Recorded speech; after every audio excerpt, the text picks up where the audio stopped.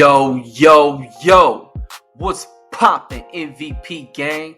It's your boy, Pravi MVP, back with another certified banger.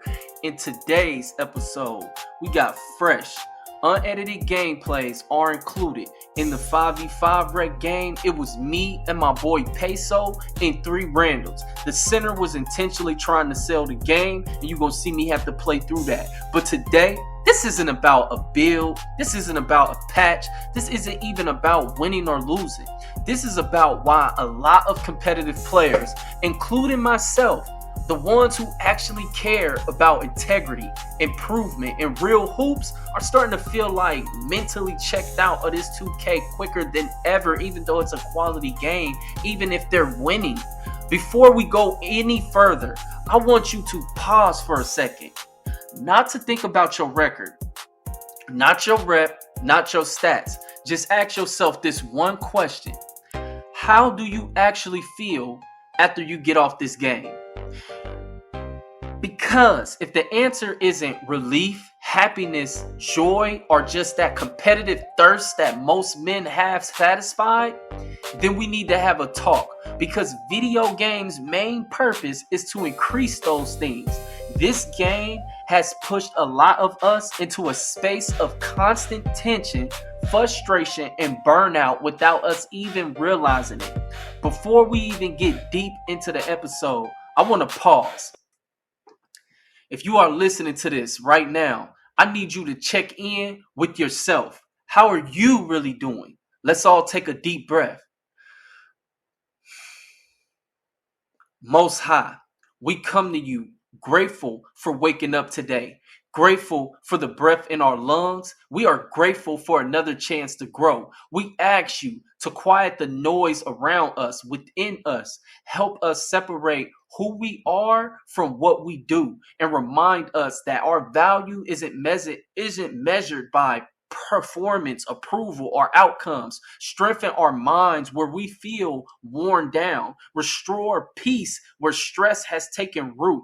Give us discernment to know when to push forward and when to rest without feeling that guilt. I know a lot of us men have that. Teach us patience with ourselves and compassion for others. Even when frustration is heavy, cover everyone that is listening right now, whether their life needs protection, balance, or direction. Align our purpose with what truly matters and keep our mind, body, and spirit grounded in truth. All right, let's talk. Once GTA 6 drops, bro, 2K is done. And it's not because this is one of the worst 2Ks ever, not because the mechanics couldn't be tweaked, but because cheating has become a mandatory at the middle to high levels. I'm talking about once you get gold in this game, you playing against cheaters and scripts. Like, that's crazy. I'm talking about once you even go, and then cheaters make new builds, so they everywhere spread out throughout the game. And once the game reaches the point where you have to cheat to be competitive or just to win consistently, the soul of the game is already dead and gone. No Justin Timberlake. Not to mention, if I'm making GTA content, it's going to generate more views. Now let's set the context in the States, because some people going to hear this and just say you just mad or skill issue or adapt, and that response right there is exactly the problem. I should never have to adapt to cheating. I question if men are men anymore. What happened when we used to have pride in our own skills? Now dudes prefer shortcuts in every sector in life. This transcends just gaming, but it has affected every inch of it. This wasn't a bad 2K year mechanically. Let me be clear about that. Shooting rewarded skill with pure green windows. Cheaters ruined that. Movement wasn't terrible and slow like 2K25. Defense can be the only knock in 2K26. It can. But if we being honest, if based on the real NBA, they have it right, because offense is king in the real NBA, but paint defense has to be better. Blocks should matter, and when played straight up, Without the scripts, you can shut down shooting. The scripts is what y'all got thinking that shooting can't be stopped. Of course, if a team play good defense and they get on transition over and over, you just got to get better. Like that, you can't make dudes miss transition threes because you taking dumb shots. Like, or you got to be like me, bro. You really can't play with these randoms no more. They're going to purposely keep doing that stupid stuff that get the other team transition threes. But you can't ask for the devs to make people miss wide open threes off dumb mistakes, because that's where I see most competitive teams. That's how they win. If you really get a bunch of threes, the bunch of threes are coming from people's dumb decisions. Like, but if you two competitive teams playing against each other, if it was no scripts involved, you would see gameplay in this game completely change because you could shut down the shooting. The problem is the inability to play consistent paint defense, bro, which forces teams to leave shooters, which gives up open looks. But without scripts, I'm telling you, the game can easily have a skill gap with paint defense being buffed and stop calling the legitimate blocks fouls. But none of that matters when scripts and software completely hijack the experience at the MVP tier and above. It's just infested once you hit MVP tier. I feel like some dudes even make new builds because how bad the game is once you hit MVP tier and up. It's over with. It is infested. It's a cheater damn near in every fucking lobby. It just gets on my nerves. Like, you can't even enjoy the game in peace. And even when you go, and even sometimes when you making a new build and then you going through the games or grinding up, you run into that game where you know that dude cheating, bro, and that just get on your nerves. If you even playing in bronze to silver, bro, like if majority of your games is there, this conversation might not even apply to you. But you will face cheaters, because I'm telling you, they make new builds just to get easy games. But at the lower levels, they playing basketball better than the higher levels due to the cheating. Like, you're hooping peacefully, but soon as you hit deep gold towards purple, that it's over with, bro. Once you live in MVP tier to the red plates, no lower than gold, you not even playing basketball. You're not even playing basketball against users anymore, bro. You're basically playing against software. You playing against timing manipulation. You playing against latency exploitation. They literally can make you lag, bro. They got the lag switches back. Like, you are playing against dudes who don't trust their own sticks, so they outsource confidence to a script, bro. And that changes everything, because now it's not even about IQ. It's not even about reads. It's not about positioning. It's not about plays. It's not about taking good shots. It's not about who has it's all about who has the cleanest scripts running that night. And it's even YouTube's being created about how to set up your scripts in Zen software, literally for 2K. It is completely out the bag. It is just out of control how bad the cheating is. And the thing everybody wants to say out loud, scripts ruined 2K. Not the glitches, not the cheese, not even the YouTubers. It's the scripts, bruh. The scripts killed it. We crossed the line where competitive integrity no longer exists at the top. When you're playing the game after game at MVP tier, you are seeing the same patterns. Contests that don't register because a lot of users are cheating using a jump shot so fast that even if you turn the speed all the way down in a jump shot creator, it will still have an A+. So, because a normal user using that shot with the speed maxed out, you're going to miss some shots just because sometimes it will be so fast it glitch. But when you got it literally scripted, it not only is it damn near impossible to contest, they're going to green it every single time, where user error will prevent that, but they're never going to miss it if they can get even a slither of space. So it's so hard to play against these dudes. And contested shots, they fall at impossible rates because, once again, they shooting with a super fast shot, and then players moving with inhuman consistency to steal passing lanes because they got scripts for the passing lane skills. Shot timing that never fluctuates no matter the situation, no matter the stamina or the bumps for pressure, because they got scripts for all of it. And you want to know the worst part?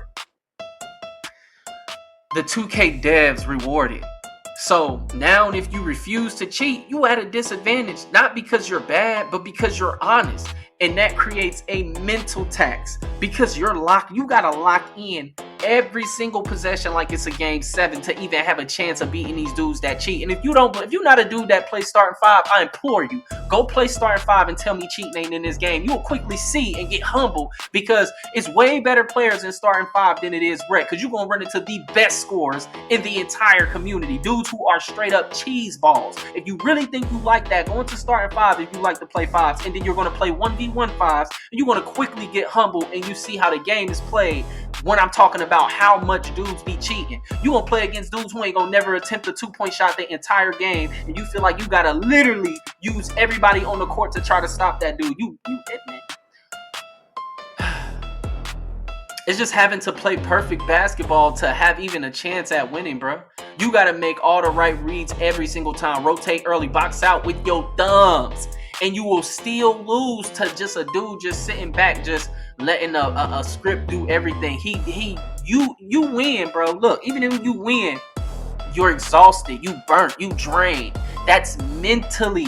Like, mentally, you continue, like, I'm telling you, that's what the mentality that's breaking the whole 2K culture. It's just cracking. I went from playing, like, hours a day of 2K. I mean, back in the day, like 17, bro, I played hours. Because the cheating I didn't even realize cheating existed. But now that I think about it, it was cheaters then. It just was, they had it way more gate kept. A lot of people didn't know about it, nor did a lot of people have laptops, nor did a lot of people just have the access. They do now, bro. They do now. Like, I went from playing hours a day, now and I might play two or 5 games a day. Even when this first dropped, I was playing hours a day, and then it seemed like the cheating picked up because people realized, oh, they're not doing anything about it? Oh, these people didn't really get banned? They just seen it ain't really no consequence, and that's why I say the devs rewarded. Because even the dudes they putting on the floor are known cheaters. They using scripts, but it is what it is, man. And now add in the community. Low IQ, low skill, but supreme confidence. Like, that combination is lethal. You got dudes who don't understand spacing, don't understand help defense, don't understand shot selection, but they swear they him. Like, they think they the greatest in the world. You couldn't convince that dude that he ain't a reincarnation of God himself on the court, and you are blessed to even just be sharing the same space as him. That is how good dudes think they are. They think they are so great at the game that you are literally becoming better at just watching them play. They are that much denial of their skill level. This dude can be literally 1 for 20, and he believes that you're the reason for that. Even though you're not touching the ball, you're the reason he 1 for 20. Like, because of bump-based matchmaking, what I call BBMM, the game literally punishes good users by pairing them with the worst possible teammates. If you don't have a locked in 5, bro, you are punished. Give it up for this game. Like, at minimum, you got to have 3 people. Like, to even play this game, and even, like, because I feel like if I wasn't winning more than like a certain percentage of my game, I wouldn't even play this game if I lost more than I win. So to even have a chance at that, and I'm like, as good as I am, I'm still barely like at 60%. I'm at 59%. Like, because playing with these dudes that will sell games on purpose, even though you are perfect from the field with no turnovers. I got games, bro. Well, I got 35 points and 20 assists and still lose. Like, and no missed shots. I could have 2 turnovers and stuff like that going against a whole MVP squad or a whole full squad that's level 30. I got incredible games where I didn't lost. A lot of them that I have not posted on this channel, because it don't matter what one person do when you come to talking about win percentage. So you're not just beating the other team, bro. In most cases, I gotta beat my own team too. You fighting against the point guard taking fades with 2 people on him, never passing on time. He literally be looking you off. You wide open in the corner. He don't give a damn. He throwing his whole mixtape. He gotta show that he got a bag. He feel like, bro, you fighting your team to feel the corners on every play instead of cutting every play. Like, they want to cut every play. Like, I understand cut when it's there, but every play you feel like you need to cut. Man, it's dudes that really feel like that. And you fighting against your team even locking in versus gambling in the passing lanes every possession, or dudes just straight up leaving shooters open every play to help on the paint. You fighting the center who think he KD, but he ain't never been KD. He more like a fucking JaVale McGee. Really? And I'm not talking about JaVale McGee contributing to winning the championship. This is him in his lowlights, his Shaq in the fool moments. Like, this isn't him as a champion. Like, this ain't champion McGee. They are low-level McGees. A lot of dudes is, and they don't accept that. Dudes will never accept the fact that they're not good at the game. You got to think about it. Gaming, what really set people apart competitively is IQ. Because it's the ability to read fast. I realize you cannot teach a person to be better at this game because you cannot make him read the court as fast as you and then click the buttons like boom, boom, boom and do everything as fast as you. Now, a lot of people, the only reason why they close this gap that really does exist naturally, the skill gap would exist naturally. The reason how they closed it is with the scripts because it covers the fact that they can't really do all of them things naturally. Now, even with all of that though, like all the stuff that's against you with your team, etc., you still gotta beat the scripts. That's the competition, and that's not competition. That's mental warfare. Now, cause let's talk about bum-based matchmaking because this is the nail in the coffin. All good users are tracked. If you are MVP tier or red with high shooting percentages and good averages and stuff like that, the system says, all right, well, shit, he can carry. So it's gonna give you the most trash users possible and just say good luck. Meanwhile, the other team, they got a full squad, scripted out, loaded, no mistakes, they make it. So if you do not have a set 5 or 3 players that's just ready to go, like you need 3 at minimum walking in to be like at all times, the game becomes unplayable. The park, that's dead unless you cheating. Pro-Am, that's literally a script off. Like, and I got, at the end of the video, I'm going to include just a bunch of just proof that people are cheating in this game. A bunch of it, just a whole highlight reel is going to be just going, just showing you a bunch of proof of people cheating. I got posts of people looking for Zenners. Like, sometimes they use code words like secret guard. I need the guard with the secret. Or they say plugged. Or they going to show a symbol of a plug. Like, I got proof, screenshot proofs. I got a video that's on TikTok of dudes bragging like throw your Zens up and all that. I'm gonna put that here like at the end of the video just playing like, and you can go look at it. It's a trending video. So it's not even about who has the better sets, the better chemistry, better reads. It's about who has the newest, cleanest scripts. And that's why even when you win, you lose because your mind is fried competing against software. And let's shift gears and talk about the attribute conversation because a lot of people, I've seen a lot of debate about this online, and this is where the misinformation lives. One topic I keep saying that I wanted to address. People keep asking, is an 83 3-pointer enough? And the answer depends on your level and play style and what are you looking to achieve. Because if you are silver and if you want to stay silver and below, sure, you can survive, but MVP tier to red, absolutely not, especially if you're talking about playing majority of your games with randoms. If you're playing within a set squad that can accommodate that, cool. But I'm talking about playing with absolute randoms. Now, for some people, they're going to be outliners because they specialize in defense, passing, etc. But I'm talking about for the average player, bro, you want more than an 83-3, and I'm going to tell you why. Attributes matter individually this year. Badge level will not save you. A high mid-range does not magically turn you into a consistent 3-point shooter like it did in 24. Like how you could put a high mid-range on a low and get away with it because of the badges. Nah, it don't work like that no more. And the 83 isn't enough because of the small windows and tight gaps that are available against higher tier players. And most of the time at the high level, the only open shot you getting is limitless, or you like in transition. If you ain't in transition, typically passes are pulling you out to further from just toes on the line threes, where that's the only thing 83 gonna be consistent from, or from the corner. If you ain't from the corner, anywhere top of the wings or anything like that, 83 ain't that consistent. Because once again, these tight gaps that I'm talking about. And sometimes the passes push you there. Like an 83, now a very skilled shooter, he gonna be able to shoot, but he ain't still. Anybody will tell you that's really super competitive at the game, 83 will give you at best like a low 60 to 65% from deep, and that's being extremely selective. Like majority of corner shots, no movement threes, you can spark that thing. Like I said, it's gonna be outliners, it's gonna be dudes, oh, I still be doing it with it. Of course, bro, you are outliner. I'm not talking about that. I'm talking about for the, that's the problem. People always want to comment about themselves, and I'll be having a conversation that's more so the entire community at large.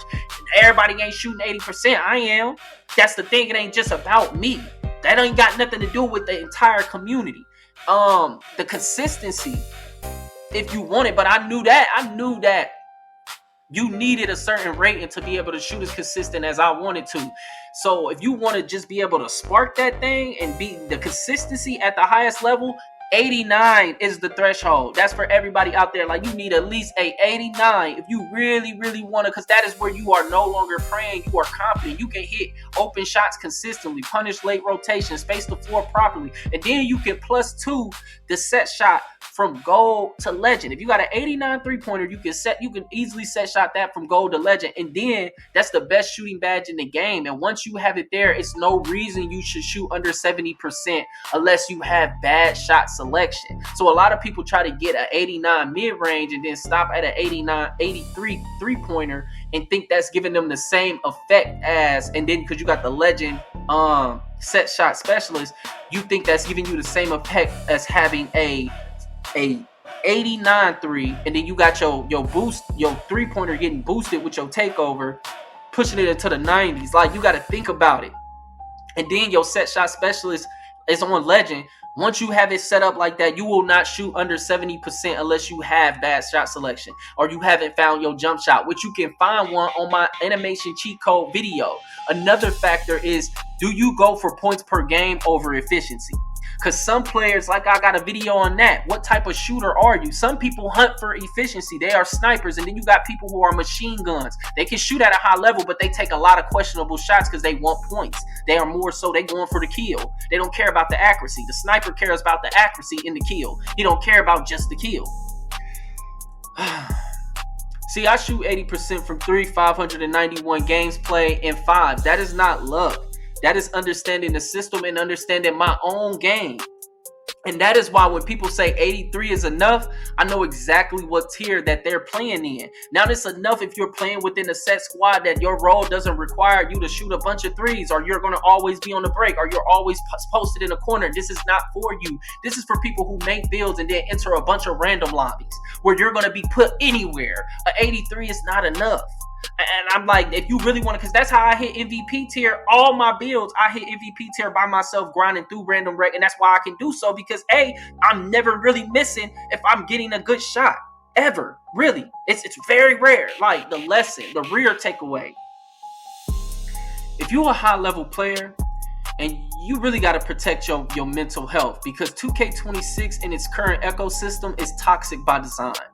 You are constantly on edge, constantly compensating for others, constantly fighting systems that don't reward honesty, and it wears on you. That's why I say this game is bad for your mental health, not because losing hurts, but because the environment is hostile to integrity. And when the GTA drops next year, bro, that's freedom. That's a new space for myself, a reset, a game where you're not forced to cheat to play it and enjoy it. And yeah, I make money off 2K YouTube, but the mental health and actually enjoying the game is worth more than just revenue. This is where I speak to the community. If you're enjoying the game, I'm happy for you, truly. But if you burnt out, frustrated, snapping at your teammates, carrying anger off the sticks, you're not crazy. You're reacting to a broken competitive environment. And it's okay to step away from this 2K. It had promise. But the devs sold the soul of 2K by not addressing the cheating with higher aggression, like lifetime bans. That goodbye, that break, it don't have to be forever. It could be like, take a few days away, take a week or two, even take a month, play some other games. On this channel, I'm just letting you know a transition is coming, bro.